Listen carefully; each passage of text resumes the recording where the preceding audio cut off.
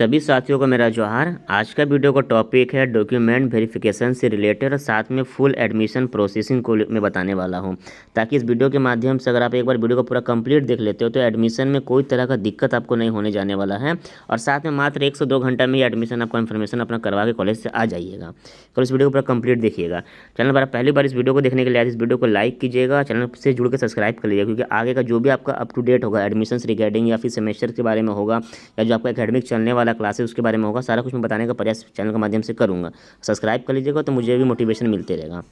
बात करें डॉक्यूमेंट्स के ऊपर में, तो जब कॉलेज में आप जाइएगा एडमिशन के लिए तो सबसे पहले आपको गुजरना पड़ेगा डीवी से, उसके बाद आपका पेमेंट होता है कॉलेज में। तो फीस के बारे में बात नहीं करने वाला हूँ, वो फीस के बारे में आपको मैं हेल्प कर सकता हूँ कि आप कहाँ से पता कर सकते हो। तो जो भी आपको अलॉटमेंट लेटर मिलेगा ना, उसमें आपका डिटेल्स के साथ में एक डिटेल्स कॉलेज का भी टीचर का रहेगा। मतलब जिस कॉलेज में आपको अलॉटमेंट होगा उसके बारे में लिखा हुआ रहेगा, ये भी लिखा रहेगा कि उस कॉलेज टीचर में कौन सा टीचर है जो आपका एडमिशन रिगार्डिंग आपसे बात करेंगे।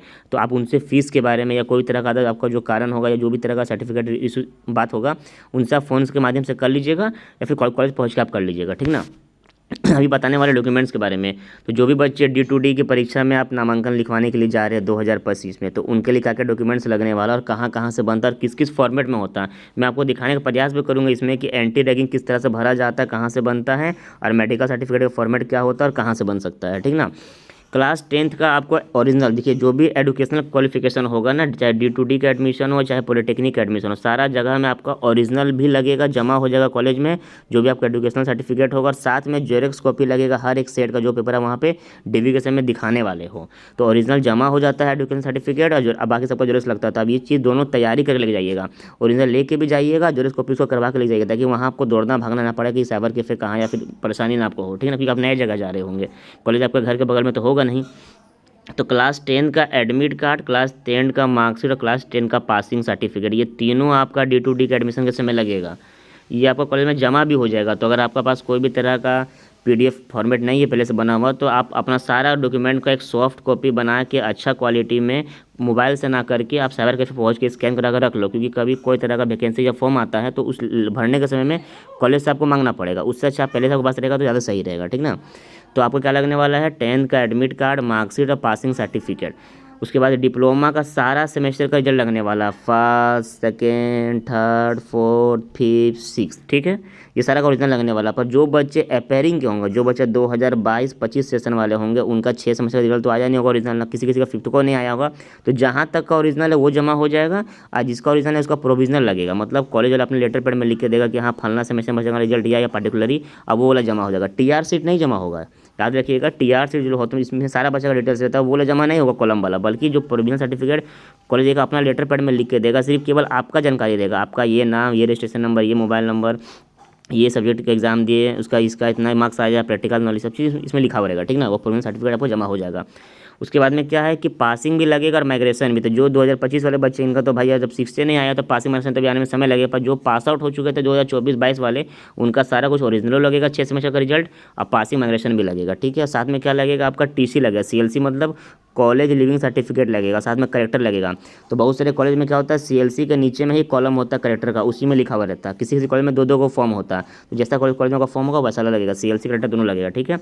और रेसिडेंटल अवश्य लगेगा। अगर काउंसलिंग के माध्यम से एडमिशन लेते हो बीटेक के झारखंड कॉलेज में, तो आपको आवासीय प्रमाण पत्र देना अनिवार्य है। अब चाहे ये लोकल वाला हो या फिर परमानेंट हो, दोनों चलता है। ऐसा नहीं कि लोकल है तो नहीं चलेगा या परमानेंट, दोनों चलेगा, ठीक है। और साथ में क्या, कम से कम CO लेवल से बना हुआ होना चाहिए। CO लेवल से अगर ऊपर का है तो बहुत अच्छी बात है, SDO लेवल का हो, DC लेवल का हो या मजिस्ट्रेट लेवल का हो, अच्छी बात है, बट कम से कम CO लेवल का होना चाहिए। तो आप ये मान के चलो कि जो भी सर्टिफिकेट बनता है वो कम से कम CO लेवल का बन के ही आता है। फिर क्या लगने वाला, एंटी रैगिंग सर्टिफिकेट लगेगा, आपका भी लगेगा और पेरेंट्स का भी लगेगा। मतलब पेरेंट्स का भी लगेगा, स्टूडेंट का भी लगेगा। ये होता है कि मैं दिखाने वाला इस वीडियो के अंतिम में फॉर्मेट भी दिखाऊंगा, समझाऊंगा भी किस तरह कहाँ बनता है, ये लगेगा, ठीक है। फिर क्या लगेगा, मेडिकल फिटनेस सर्टिफिकेट लगेगा कि आप फिट हो कि नहीं। तो जो भी बच्चे आप कोटा से भरे होंगे, वो मेडिकल अनफिट वाले कोटा से, तो आपके पास सर्टिफिकेट आपको वो जमा हो जाएगा। और जो बच्चे जनरली फॉर्म भरते, चाहे वो OBC SC ST जनरल हो, उन सभी का मेडिकल फिटनेस सर्टिफिकेट लगने वाला है, ठीक है। उसके बाद में क्या है, कास्ट सर्टिफिकेट। तो कास्ट उनको ही लगता है जो बच्चे जब स्टार्टिंग में फॉर्म भरे थे ना रजिस्ट्रेशन के समय में, तो वो उस समय आप जो सिलेक्ट किया होगा OBC SC ST, तो वो लगेगा। अगर आपने किया है तो, अगर आप OBC से भी हो और आपने अगर जनरल से फॉर्म भरा है नॉर्मली, तो नहीं लगेगा। तो जब कास्ट को अगर आपने भरा है तो लगेगा, नहीं भरा तो नहीं लगेगा। साथ में क्या कि अगर आपको कास्ट के द्वारा अलॉटमेंट हुआ है तो अनिवार्य है कि लगेगा ही लगेगा। बाई चांस बच्चा ओबीसी से फॉर्म भरा है, ठीक ना, उसका सारा कुछ ओबीसी से हुआ, पर अलॉटमेंट को होता है जनरल सीट में, तब क्या होगा, तो कभी कभी लगता कभी कभी नहीं लगता, ये डिपेंड करता है कॉलेज के एडमिशन के ऊपर। आप चाहो तो ये बोल सकते हो कि मेरा एडमिशन जनरल सीट पर हुआ तो हम कास्ट सर्टिफिकेट नहीं देंगे, या फिर वो बोलेगा कि ना आप फॉर्म ही भरे तो कास्ट आपको देना पड़ेगा, तो वो कॉलेज पर बात होता है। तो कास्ट जो भरे होंगे उनको कास्ट लगेगा। ईडब्ल्यूएस से जो फॉर्म भरेंगे वो लगेगा, मतलब एप्लीकेबल, जो फॉर्म में आपने भरने से मैं सेलेक्ट किया होगा वही आपको देना, नहीं किया तो नहीं किया। इनकम सर्टिफिकेट किसको लगेगा, तो जो TFW कोटा से फॉर्म भरे हैं उनको ही इनकम लगेगा, बाद बाकी बच्चों को इनकम नहीं लगने वाला है, चाहे वो किसी भी कास्ट से क्यों ना हो। अगर TFW कोटा से आपने फॉर्म भरा तभी लगेगा। और एफिडेविट फॉर गैप ईयर, अगर आपने 2024 में डिप्लोमा किया हो, 23 में किया हो, 22 में किया हो, ड्रॉप आउट हो, तब आपको देना पड़ेगा गैप, कितना सालों का गैप और किस कारण से गैप है। तो एक कोर्ट में जाके नोटरी बनवा सकते हो एफिडेविट कि हाँ आपका ये नाम है, ये है, आप डिप्लोमा इस समय तक पढ़ाई की, उसके बाद में आपने D2D का परीक्षा इस साल दिया और 2 साल बीच में आपने तैयारी किया, तो लिख सकते हो कि हाँ I am prepared for this, आपको कोर्ट वाले एफिडेविट करा देते हैं। तो अगर गैप है 25 में एडमिशन है, 24 22 23 में पास आउट हो, 20 में पास आउट हो तब लगेगा, और नहीं तो अगर 25 में ही पास आउट होने वाले हो तो नहीं लगने वाला आपको, ठीक है। तो केवल यही डॉक्यूमेंट्स लगेगा और फीस लगेगा। तो फीस कॉलेज में क्या होता है, कॉलेज वाला बता ही देंगे आपको, और जो नंबर आपको अलॉटमेंट में मिलेगा ना, नंबर और नाम, उन टीचर से आप बात कर लीजिएगा सर कि फीस कैश लगेगा, ऑनलाइन लगेगा, कितना लगेगा, सब उनसे आप पूछ लेना, वो ज़्यादा सही रहेगा पर्टिकुलर कॉलेज के अनुसार, क्योंकि हर कॉलेज का फीस अलग अलग है। आ जाते हैं हम लोग डिप्लोमा 10th लेवल पे। तो देखिए 10th लेवल में क्या है और 12th लेवल पे क्या है। 12th उसके लिए होगा जो लेटरल एंट्री से नाम लिखवाएंगे उनको 10th भी देना होगा और 12th भी देना होगा, और जो बच्चा रेगुलर 3 साल का डिप्लोमा करने वाला है उनको केवल 10 सर्टिफिकेट देना है, ठीक है। क्या क्या लगने वाला है डॉक्यूमेंट्स के मामला में, तो इनको लगने वाला है क्लास 10th का admit card result, passing migration. तो जो बच्चा 2025 में पास आउट किया होगा तो उसका तो ओरिजिनल आया ही नहीं होगा, केवल एडमिट कार्ड उनके पास ओरिजिनल होगा, तो एडमिट कार्ड ओरिजिनल लगेगा। मार्कशीट आप चाहे डिजी लॉकर से दे सकते हो, चाहे तो इसको नॉर्मली जो प्रिंट आउट होता है रिजल्ट देखने के लिए उसको भी जमा कर सकते हो। पासिंग आपका आया नहीं होगा तो पासिंग देना नहीं, माइग्रेशन आपका आया नहीं होगा देना नहीं, मगर हाँ जब आ जाएगा स्कूल कॉलेज में तब आपको कॉलेज में जमा जरूर करना होगा। उससे आपको अप्लीकेशन लेकर देना पड़ेगा कि हाँ आप 2025 के पेयरिंग स्टूडेंट हो, आपका आया नहीं तो आप दे नहीं पा रहे हो, आपको जब आएगा तब जमा कर दो, इसके लिए आपको एक अप्लीकेशन लिख के देना पड़ेगा एडमिशन के समय में।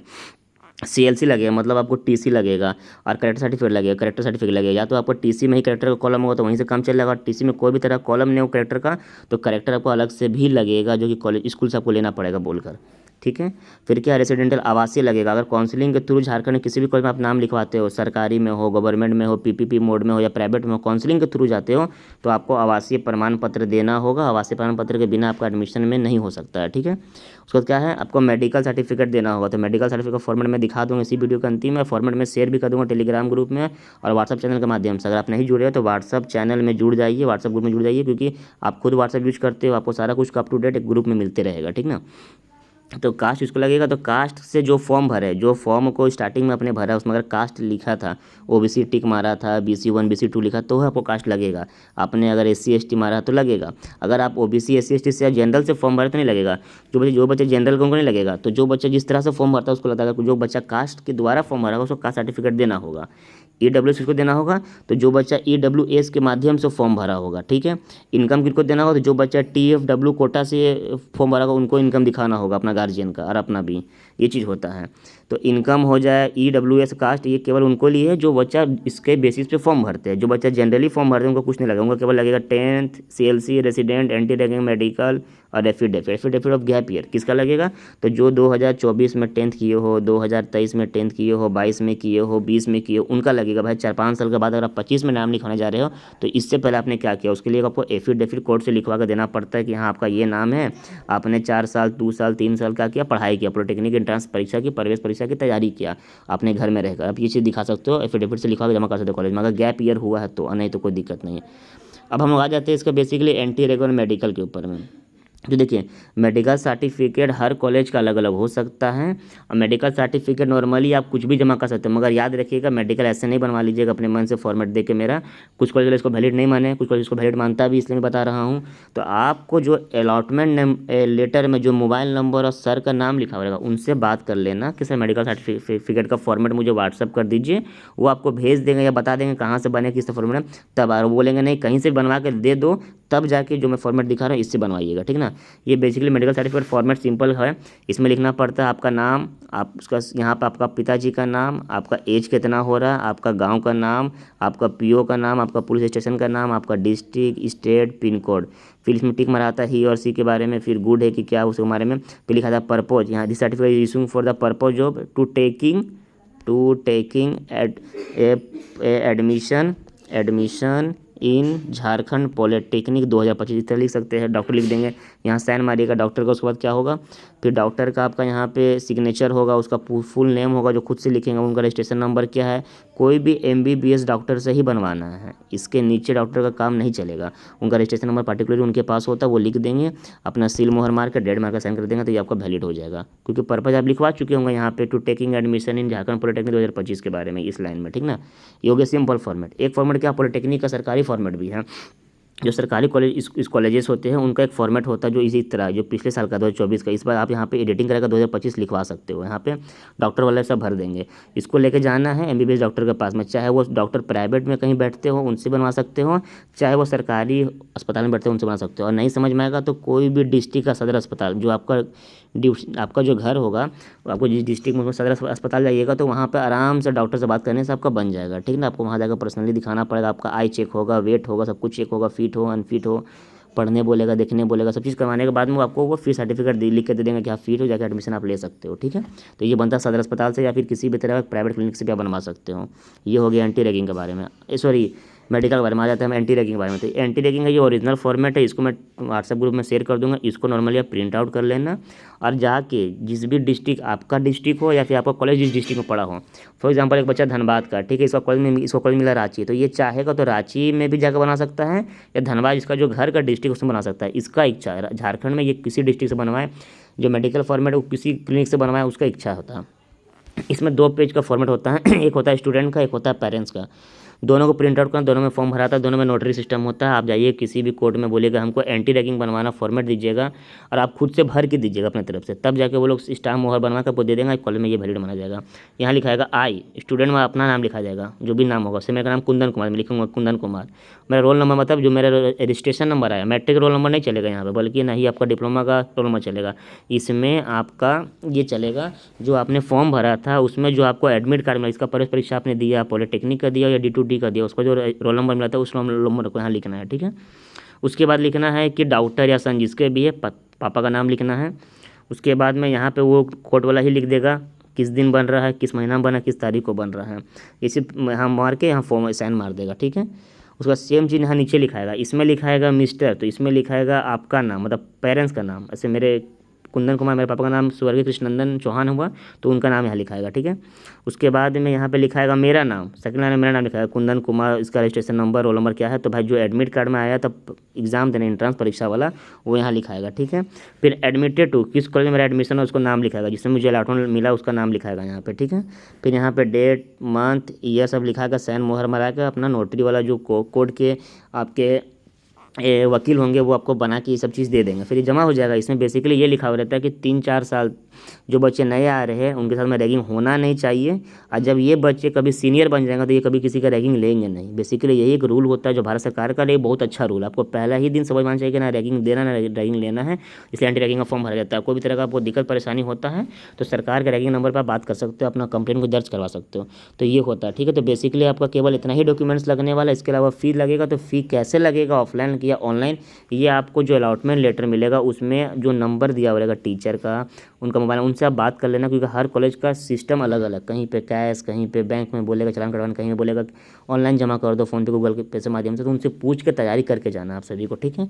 आशा उम्मीद है बहुत कुछ आपको समझ में आया तो इस वीडियो को लाइक अवश्य कीजिएगा, चैनल पर सब्सक्राइब कीजिएगा ताकि आगे, क्योंकि ऐसा नहीं कि एडमिशन के काम खत्म हो गया, एडमिशन के बाद जिस यूनिवर्सिटी में आप जाने वाले GUT, इसके बारे में सारा कुछ, registration, semester, examination, result, placement, सारा कुछ मैं बताने का प्रयास करूँगा। आप सभी को सपोर्ट मिलते रहेगा तब तक के लिए जय हिंद, जय भारत।